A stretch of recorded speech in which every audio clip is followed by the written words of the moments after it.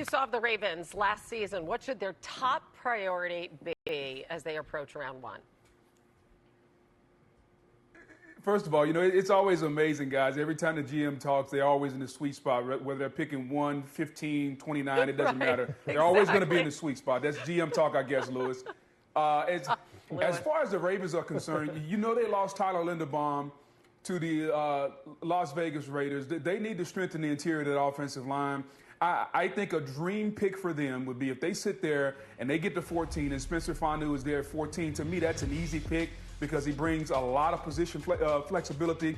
He can play any spot on the offensive line. I know the Ravens are set with Rosengarten and Stanley at tackle, but as far as the other positions on the inside, Fanu could go in there and even play center, play any of the guard spots. So I think that would be a dream pick. It's not a sexy pick.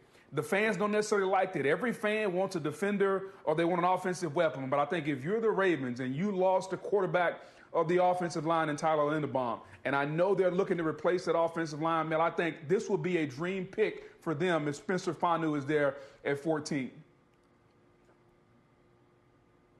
You're right, Boog. The interior of that offensive line, center and guard. And there's centers in this draft you can pick up on day 3. It goes 7, 8 deep at that center spot. So I think they could get Fano. You can add a center and then tight end. And you can get an Eli Stowers in the second round out of Vanderbilt. That's another position. They're tight end centric. We know that. So the Baltimore Ravens, interior of the line, Venga Owane from Penn State would be in play along with Spencer Fano in round 1, Lou. So interior of the line and then obviously tight end at some point early on for the Ravens. Kenyon Sadiq would obviously have to be in the discussion at pick 15. Maybe pick 14 if he were there. Yeah, as you start moving out, from center, guard to tight end, you come to wide. And I think it's the profile of that guy that's going to be so critical. They need a guy at that position who you can say it's third down. We don't necessarily have to have the perfect play.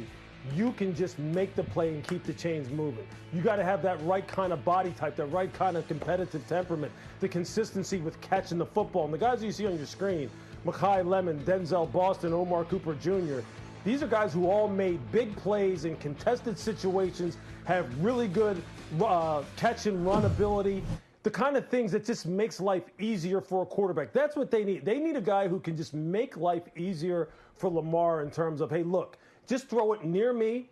I'm going to get it. I'll pick up the first down, whether it's by route design or by the fact that after the catch, I'm going to run with it. And guess what else? I'm going to be there for 17 games. And then I'm going to be there after that once the postseason starts. I'm your guy. In the critical moments, I'm going to become your guy. So I think it's critical that they nail the profile of the guy that they bring into that room, if that's... Yeah. I mean, listen, I forget who said it, but saying that, fans don't like offensive linemen or whatever, they want defensive players or weapons. That's not me. I am all for having an elite O-line, right? I don't know how anyone really is anti-O-line these days. It seems like O-line is, super popular and everyone understands the importance of it. And I know, a lot, especially a lot of Ravens fans have had, have voiced their issues with the O-line for the Baltimore Ravens. But I have to say, the way how I'm looking at it right now, and I'm definitely different. I am so tight end centric. And if I'm a legit offense, right? I have Lamar Jackson, Josh Allen, Patrick Mahomes, right? Like if I have any type of ability to make my offense special and great, and I'm just need another piece or, whatever the reason is, but you're in a position to add an offensive player, it's like I want Jeremiah Love or Sadiq. That's where I'm at right now. And I just think with Lamar Jackson and Sadiq, getting teams in that constant, where it's always like, am I going to run? Am I going to you get that defensive player right caught in the middle where they're just like, what am I about to do? And you add that like I just think that alone is something that you can set defenses up like 5 times a GA.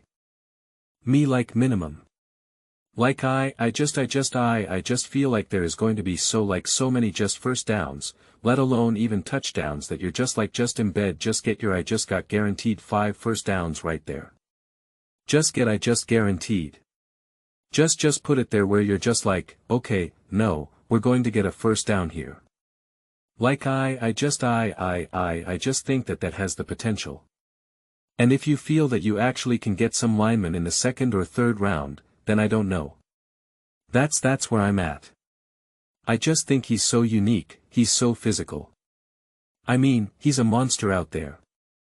We already saw that what happens when you add a monster with Derrick Henry with Lamar Jackson, it's monster, and you're just like, yeah, we're monsters.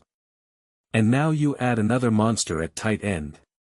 The physicality in which they will be able to play and the amount of layups that they will be able to generate, that's just too hard for me to overlook. And again, to be clear, I know because I know what people are talking about oh, so-and-so should draft this wide receiver or that wide receiver or this or that. It's just I'm more tight end focused. That's just where my mind goes. And so, if I was the Chiefs, if I was the Bills, if you're in a position where you can choose, Lemon or Sadiq or, I'm going Sadiq. And I just think B. Because of how Lamar Jackson is in those types of plays and what they can do offensively, I just think that has the potential to just be so great. And in any of those other, especially, because I'm just obviously focusing on some of those just in between plays, even just some of those other in between plays, with a Sadiq, I just think that has also the ability to just not just be one of those cause a lot of times sometimes those plays end up being where you kind of get someone caught in the middle, they kind of catch them and they're met with contact kind of immediately or they're kind of already on their way out of bounds, falling out of bounds. I just think that some of those plays have the potential, not unlike how Lamar Jackson could suddenly turn that play now into a 15-yard gain, Sadiq has that ability to now turn that into a 15, 20-yard gain as well. So, I just think even in some of these layups that you can kind of generate, you're in a position for it to actually be pretty devastating. And when we're watching games and we're hearing the commentators be that's what Sadiq can bring to this team. How do you cover that? How do you cover that? If you close out on Lamar, Sadiq's open. And if you step back, Lamar's going to take off for 10 yards and get out of bounds. What are you supposed to do there? I just see that being the commenting Jew. St literally 5 times a game every single game. I just on that specific style of play alone. I think that would be too good to pass up. And also having him in the red zone, what do you do in the red zone? How do you defend that? How do you defend again, just Lamar, Henry, and Sadiq alone? When you're in the first and goal at the within the 10, it's how I don't understand. How would you at this point, I don't care how great or bad your O-line is, I'm just kind of how are you not at 100% in the red zone? It just seems too hard to stop. Too hard to stop. Any offensive coordinator worth his weight will be able to just lean on defenses again and again and again. Maybe I'm too high on him, and maybe like I said, maybe I'm just too tight end centric, but I just think that's too great. And I think we've seen flavors of this with Mark Andrews, but it was always kind of a weird matchup with Lamar's prime and Mark Andrews' prime, and then injuries. I don't think we were ever able to truly see what that relationship genuinely could be at its absolute peak and prime like we saw with Mahomes and Kelsey and Gronk and Brady. And it's I think you could potentially get that version here. And so, it's just again, that becomes it's just too great for me to pass up. I can't pass it up. I just can't. But those are just my thoughts. I'd absolutely love to hear yours. Where do you think the Baltimore Ravens should go in the draft? Do you understand what I'm talking about going with a Sadiq, or do you want them to kind of go with Spencer? More O-line driven. 'Cause again, I definitely know a lot of Ravens fans are the O-line is bad. The O-line needs to be improved, the O-line needs to improve, but this is one of the benefits of not trading for because you have, flexibility here now, and so it's just, where you going to go? Let me know your thoughts in the comments below. I read every single comment. So, do you agree with me or disagree with me? Either way, let's get into some discussions, let's get into some fights, but ultimately, let's just have some fun. And please do consider subscribing. We're building an amazing community here. I absolutely love to see you part of it. I want to build something that we all generally feel connected to, something that we're really part of. I think we're well on our way to doing it. Please don't forget to give this video a thumbs up. It really does help visibility and the algorithm. Thank you so much. See you next time.